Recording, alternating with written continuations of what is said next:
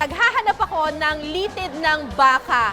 Ang problema, hindi ko alam yung pasikot-sikot dito sa Batangas, kaya maghahanap tayo ng tour guide na Batanggenya. Ang pinakamagandang Batanggenya, eto may nakita ako. Garnering a total of 220.4 million TikTok likes, with almost 12 million followers on TikTok, the Miss Batanggenya TikTok Queen goes to Queen Ay.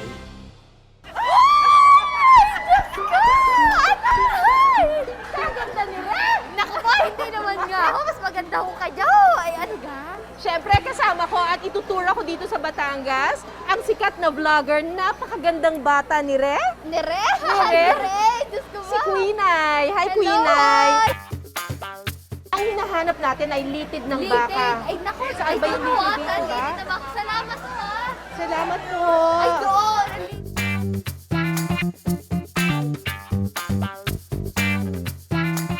Sabi nila masarap daw yun sa bawan, ang litid. Yun nga ho. Ito ata ang pinakagwapong matadero dito. Ayan.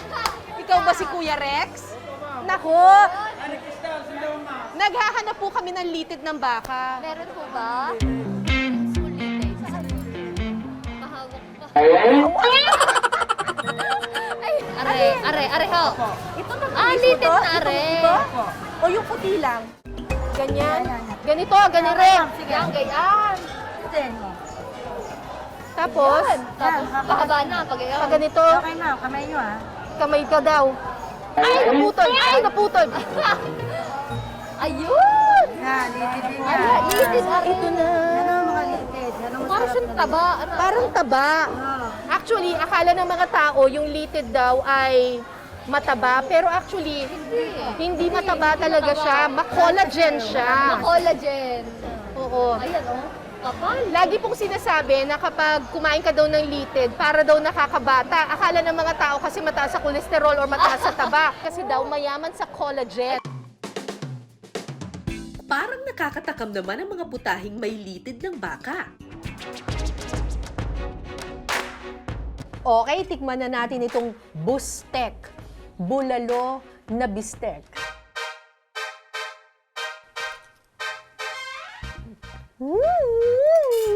Nakakakilig! Alam mo yung kapag kumakain ka ng bulalo, yung parang kinikilig ka ng gano'n. Ang lambot-lambot nung nung litid. Hindi mo iisiping litid siya. Sarap. Ang sarap naman ito. Huwag ka po kayo matakot kasi yung litid naman daw po, hindi naman daw po yun hindi naman yun fatty.